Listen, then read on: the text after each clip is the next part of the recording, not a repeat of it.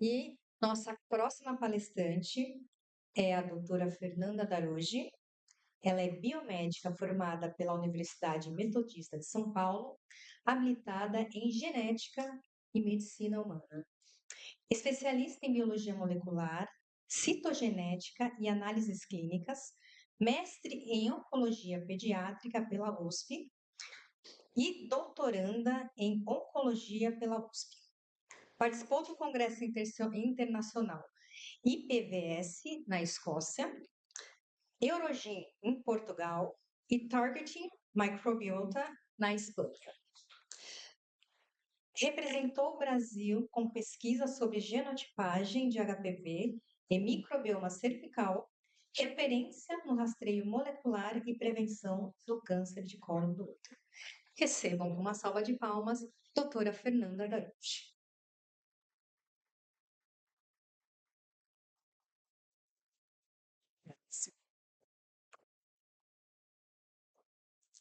Bom dia a todos. É um prazer imenso estar aqui nesse segundo encontro.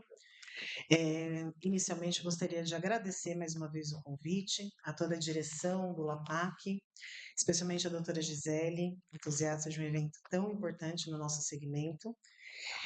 E parece que foi ontem que a gente se reuniu pela primeira vez para falar, né, sobre esse evento, e realmente a dimensão que tornou é muito gratificante a gente eh, ver, né, o que o simpósio aqui na região se tornou. Um momento especial para a gente realmente difundir informações e conhecimento.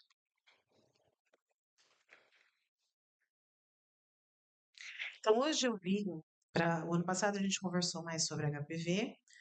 Hoje eu vim mais conversar sobre um panorama de um assunto também muito relevante no nosso segmento, que é atualizações sobre infecções sexualmente transmissíveis e microbioma vaginal.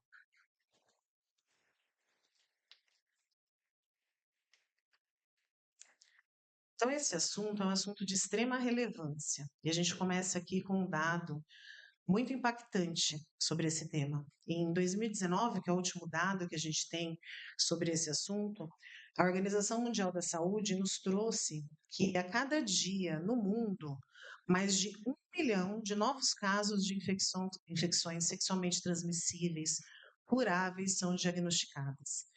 Então, é uma dimensão, né? Quando a gente realmente identifica tantos novos casos no mundo. Demonstrando que realmente isso é um desafio, né, nas políticas de prevenção em todo o mundo e um problema de saúde pública.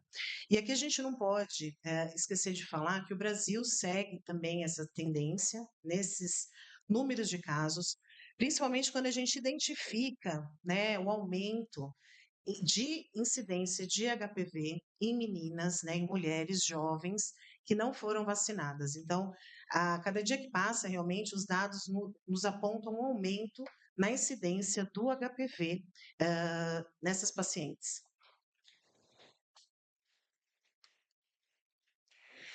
Então, aqui, só para a gente contextualizar, realmente, quais são as ISTs hoje realmente patogênicas. Eu gosto de começar explicando isso, porque ao longo dos últimos anos, a gente teve realmente uma evolução no diagnóstico dessas doenças. Então, os painéis moleculares mais antigos, podemos pensar nos painéis de 3 anos atrás, traziam essas infecções e mais um monte de outros agentes, né? Que hoje, né, o conhecimento e esse avanço nos permitiu demonstrar que realmente muitas delas fazem parte daquela flora vaginal e não realmente são agentes que necessitam de um tratamento imediato. Então, realmente, aqui nesse momento, eu gosto de trazer para realmente mostrar quais são realmente as bactérias, os vírus e os protozoários que causam doença e estão envolvidos com processos realmente de infertilidade, doenças inflamatórias pélvicas, casos, né, no caso do treponema pallidum, de sífilis congênita. Temos o Trichomonas vaginalis, que é um protozoário, ele difere um pouco aí né, dos tipos mais comuns de micro-organismos, mas não deixa de ser tão importante. Fora o HPV, ele é a IST mais frequente causando doenças genitais, além de proporcionar o aumento do risco de outras coinfecções, no caso do HIV.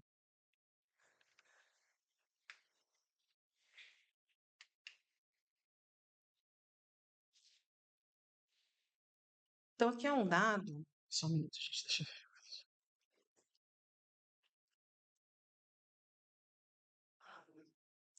Então, aqui é um dado da recorrência de novos casos das ISTs, né, às vezes eu falo STIs, mais frequente, né, em adultos de ambos os sexos, e realmente a tricomoníase ela lidera os índices de infecções, chegando a 153 novos milhões de casos entre 2020 e 2022, seguido da clamídia, né, com 128 milhões de novos casos, e a Neisseria com 82 milhões de novos casos.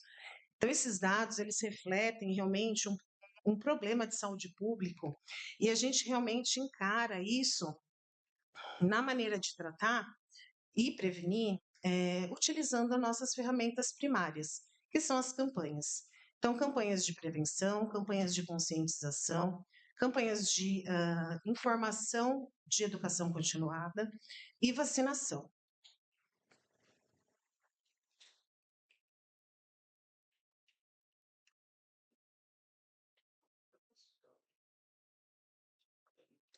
E por que isso nos preocupa tanto? Desde 2012, a gente não teve um avanço nos mecanismos de redução desses índices de IST. Então, as taxas, realmente, segundo a Organização Mundial da Saúde, elas estão cada vez maiores. E encontra-se realmente uma relação de 1 a cada 25 pessoas que convive com alguma dessas infecções. Então, uma nova normativa de prevenções e estratégias foi lançada em 2024, com o objetivo de redução tanto dos casos de HIV, hepatite e das infecções sexualmente transmissíveis. E a gente não pode esquecer da meta que é englobada, né, nessa medida, que é a meta de 2030 para a redução dos casos de câncer de colo uterino. E aqui a gente não deixa de falar da meta de 2030, 90, 70, 90, onde a gente tem que 90%, né, se preconiza para alcançar essa meta, que 90% das meninas sejam vacinadas até 15 anos, 70% das mulheres entre 35 e 45 anos recebam e façam teste molecular de alto risco para HPV e 90% das mulheres identificadas com lesões precursoras recebendo tratamento.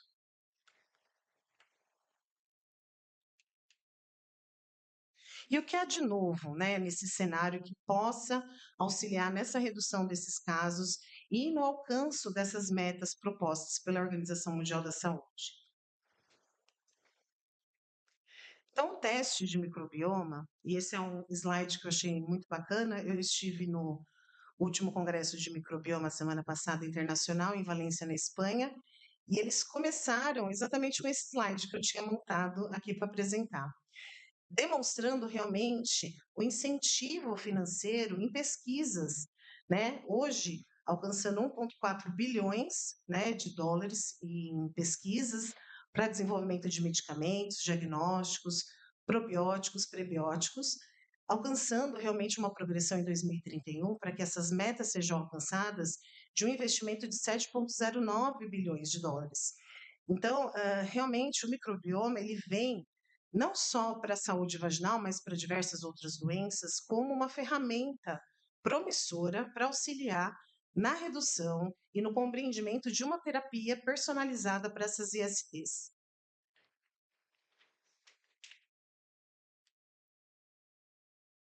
E quando que começou o conhecimento sobre o microbioma vaginal? Né, isso começou há muito tempo atrás, em 1892, quando Albert Doederlein, ginecologista alemão, realmente foi o primeiro a identificar os lactobacilos na flora vaginal saudável de mulheres. E a partir disso, testes de microscopia e cultura foram sendo utilizados para a identificação desses agentes.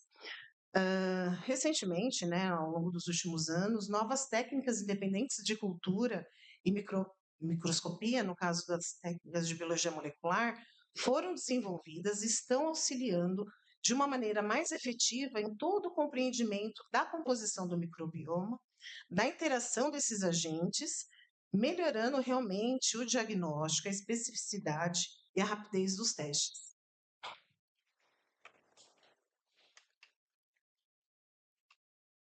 Então, quando a gente observa realmente as metodologias utilizadas para o diagnóstico, eu falo que a microscopia e a cultura é a ponta do iceberg. A gente consegue identificar, mas não de uma maneira generalista, o panorama do microbioma vaginal.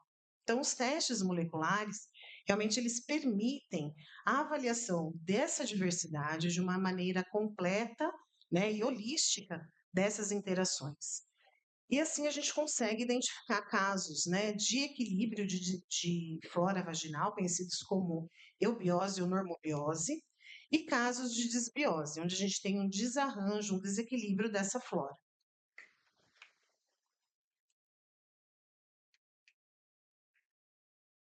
Como os testes moleculares nos auxiliaram, né, nessa identificação? O corpo humano apresenta diversas floras, composta por diversos agentes. Então, os sequenciamentos de nova geração, eles não trouxeram uma primeira identificação. Ai, desculpa. Ah, pronto.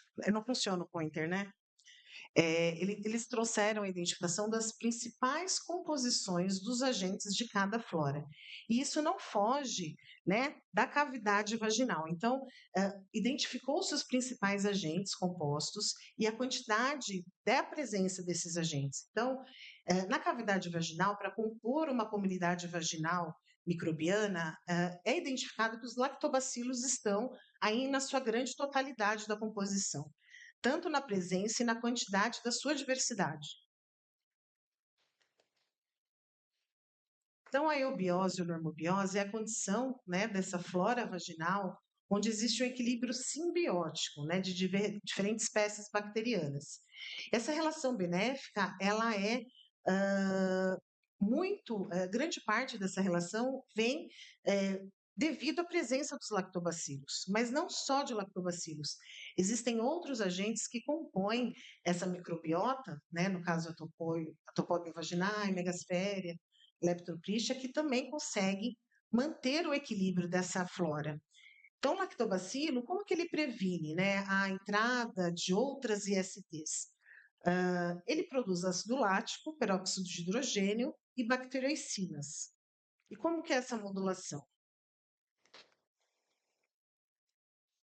Então, ela é dependente do estrógeno. Isso acaba sendo alterado ao longo da vida da mulher. Então, o estrógeno, ele consegue estimular o epitélio vaginal a se proliferar, a maturar. Ele vai produzir os glicogênios, né, o glicogênio, e vai descamar a célula vaginal na luz vaginal e liberar esse glicogênio. Só um minutinho, gente. A garganta tá seca, eu tô tentando correr.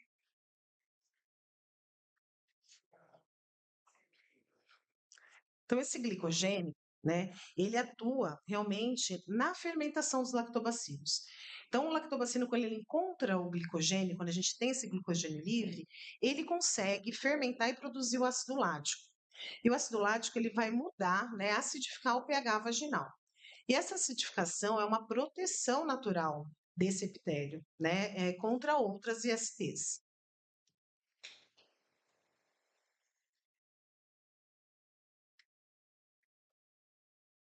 E quando a gente tem uma disbiose, um desarranjo, então quando as bactérias protetoras, os lactobacilos, não estão presentes na quantidade ideal ou necessária para que não tenha uma infecção oportunista.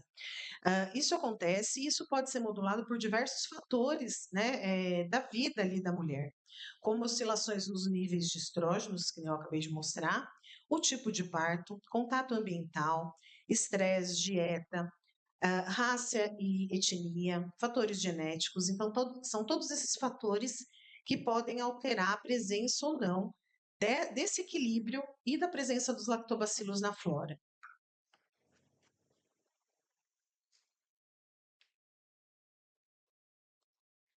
E o que mudou, né, nesses últimos anos, quando realmente a gente tinha somente os exames de diagnóstico de ST, para agora a importância da pesquisa de um microbioma para realmente analisar de uma forma mais completa o panorama vaginal dessa mulher.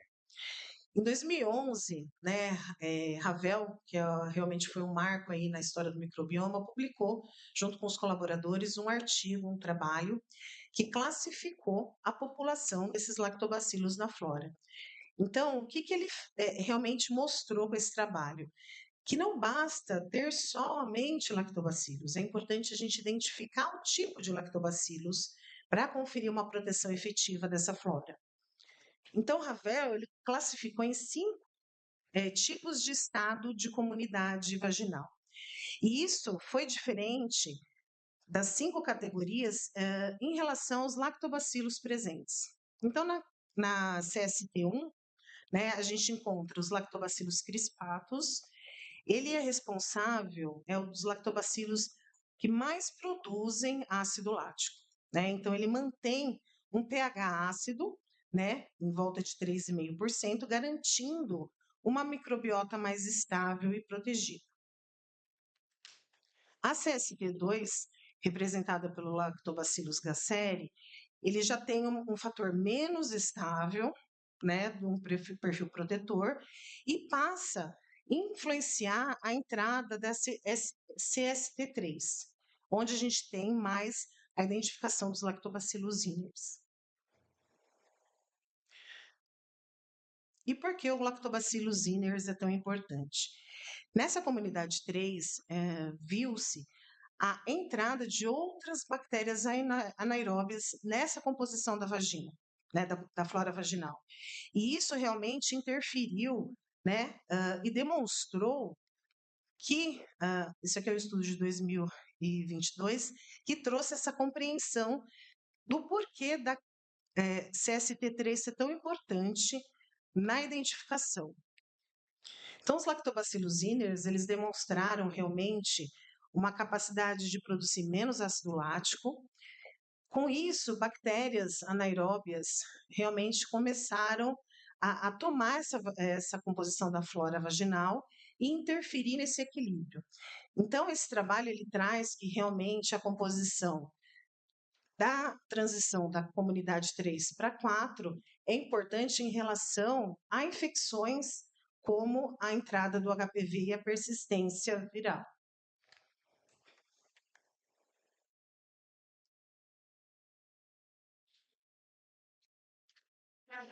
Por que isso vem com tanta importância hoje?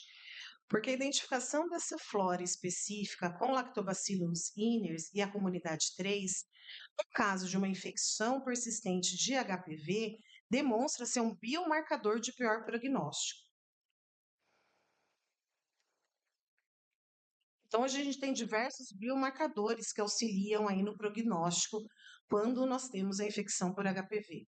E o microbioma, ele entra, né, desde a infecção, no momento da infecção e da persistência viral, como um biomarcador, identificando aí uma flora desfavorável e passível de que a infecção do HPV se torne persistente e se transforme realmente em cerca de 5% dos casos de lesões precursoras de câncer e câncer cervical.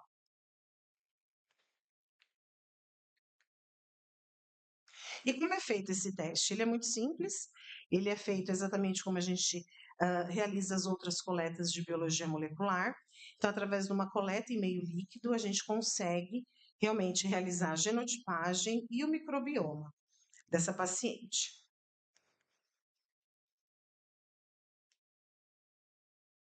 E como que é a avaliação qualitativa desse ensaio? Então, os ensaios iniciais, que nem eu demonstrei, de sequenciamento de nova geração, eles identificaram todos os micro-organismos presentes nessa flora, nesse microbioma vaginal. E com essa informação, testes mais avançados de biologia molecular, no caso de PCR em tempo real, conseguiu direcionar de uma maneira assertiva a pesquisa somente daqueles agentes que estão relacionados com o pior prognóstico, no caso da infecção do HPV. Então, ele é um teste, né, qualitativo e quantitativo. O primeiro passo dele é realmente identificar de uma maneira analítica se aquela amostra tem celularidade suficiente para ser realmente um resultado factível e verdadeiramente positivo ou negativo. Ele realiza uma avaliação de toda a massa bacteriana total, e a partir dessa massa total bacteriana, ele começa a separar os níveis de agentes pesquisados. E o primeiro deles é realmente a presença dos lactobacilos e da condição, da quantidade desses lactobacilos, a definição de um estado normal, de uma desbiose moderada ou grave. Então, o teste ele é muito intuitivo, né, de análise. Ele traz realmente os lactobacilos como a primeira pesquisa, e esses lactobacilos eles podem ser genotipados para todos aqueles que estão envolvidos com aquelas comunidades relacionadas ao pior prognóstico, quando a gente tem o HPV envolvido. Ele faz uma avaliação do grupo de Gardnerella, que realmente é uma das bactérias que estão envolvidas aí na comunidade 3, junto com o Lactobacillus iners, na prospecção e progressão do HPV. Ele traz de uma maneira quantitativa outras bactérias oportunistas que tempos atrás eram consideradas como ISTs. Né? E hoje a gente sabe que a presença delas realmente deve ser avaliada em relação à sua quantidade, não só a presença. Uma delas é a Cândida, então realmente ele traz a quantidade que tem naquela amostra de Cândida, indica se aquela paciente, se não tiver sintoma, né, porque a clínica é soberana, realmente necessita de um tratamento assertivo, ou se aquela quantidade identificada está dentro da normalidade. Traz também as ureaplasmas de uma maneira única, então aqui a gente tem ureaplasma urealítico, ureaplasma parvo, um grupo de pesquisa, junto com Mycoplasma ombris. E essas duas bactérias também, que há 3 anos atrás eram consideradas ISTs, e todo o resultado, né, painel de IST, o médico pegava, deu ureaplasma, deu micoplasma, segue com tratamento. Será que esse tratamento realmente era necessário? Ou ele realmente iria mais prejudicar a flora do que ajudar a paciente? Então, o teste ele traz também de uma maneira quantitativa esses valores. Além de demonstrar o mais completo painel de ST. Então, aqui tem todos aqueles agentes que eu mostrei lá no primeiro slide, considerados como agentes patogênicos. E aqui a presença ou ausência realmente é um resultado qualitativo. Então, a presença já indica tratamento. Então, Mycoplasma genitalium, Trichomonas vaginalis, Neisseria. Então, deu positivo, o médico já sabe que deve tratar independente da quantidade.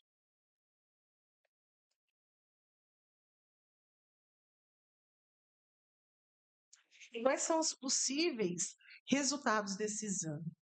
Então, o teste ele traz um padrão de normobiose ou eubiose absoluta, quando a gente tem acima de 80% dos lactobacilos, e a presença é possível de alguns micro-organismos oportunistas dentro do valor considerado normal, que é abaixo de 10 elevado à quarta genótipo por amostra.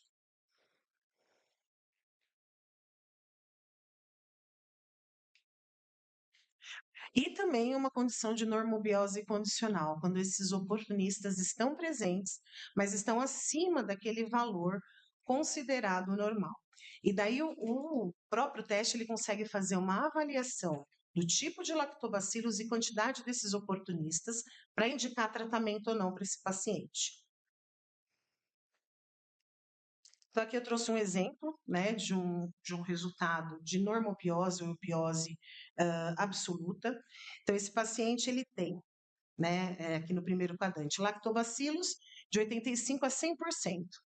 Então, só essa condição, né, frente aos outros agentes, tanto oportunistas quanto IST, estarem negativos, o teste já avalia e traz que essa amostra possui, né, um resultado de normobiose absoluta. Então, ela está dentro da normalidade total. Mesmo com a presença, né, ínfima do grupo de Gardnerella. Então, isso é importante observar que está abaixo de 10 elevado à quarta. Então, tem Gardnerella? Tem, mas não tem necessidade realmente de tratamento, porque está dentro da condição normal dessa paciente. E aqui é um outro exemplo onde a gente tem também uma condição de 100% de presença de lactobacilos com a presença de cândida, né? Então, será que essa cândida realmente ela necessita de um tratamento? Se a paciente não tem sintoma e o teste realmente está colocando como uma condição dentro da normalidade, essa paciente só vai ser acompanhada. Se não é um caso de recidiva, de candidíase, nenhum quadro de histórico, ela está dentro da normalidade. Não precisa seguir com tratamento se ela não tem sintomas, porque faz parte daquela flora possuir essa quantidade de cândida.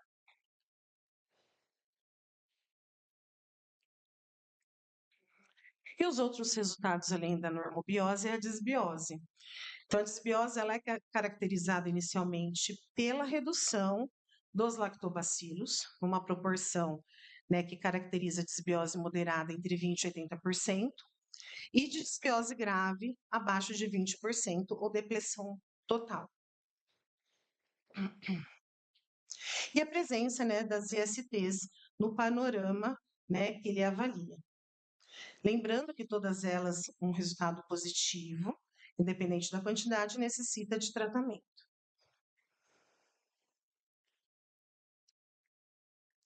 Então, aqui é um resultado, né, um modelo de disbiose moderada de um paciente que realmente possuía sintomatologia. E quando saiu esse resultado, né, o primeiro o padrão analisado, que são os lactobacilos, já demonstra que ela tem realmente um caso de disbiose. Ele caiu abaixo da faixa de normalidade. E a Gardnerella, numa proporção considerada alta, tanto é que o quadrante ali deu vermelho. Então, ela está quase na mesma proporção do lactobacilos. Além da presença de outros agentes também em quantidades consideradas acima da normalidade, no caso das ureaplasmas e micoplasma. Então, essa paciente realmente, ela segue com tratamento, acompanhamento, reposição de flora e depois repetição do exame para ver se esse quadro foi normalizado.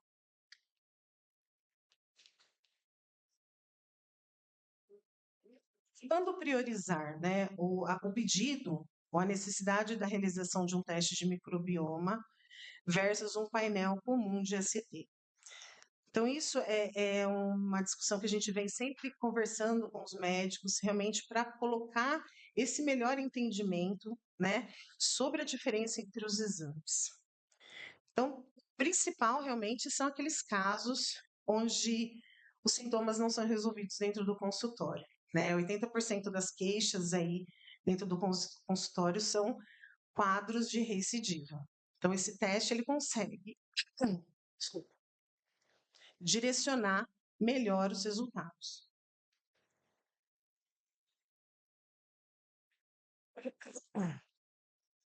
Além de evitar tratamentos desnecessários. Então, os testes anteriores de ST, que nem eu comentei anteriormente, eles vinham com resultados de ureaplasmas, parvo, urealítico, micoplasma hominis. Então, esses agentes, eles fazem parte da flora. Então, é comum que esse painel dê positivo para esses agentes.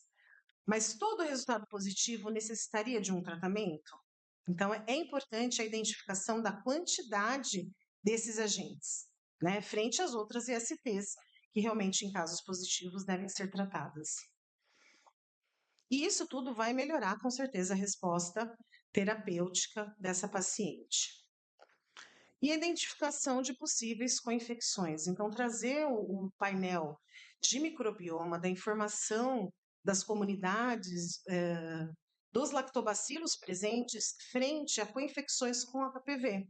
Então, hoje é um teste realmente utilizado como marcador de prognóstico para infecção e desenvolvimento de lesões precursoras de câncer.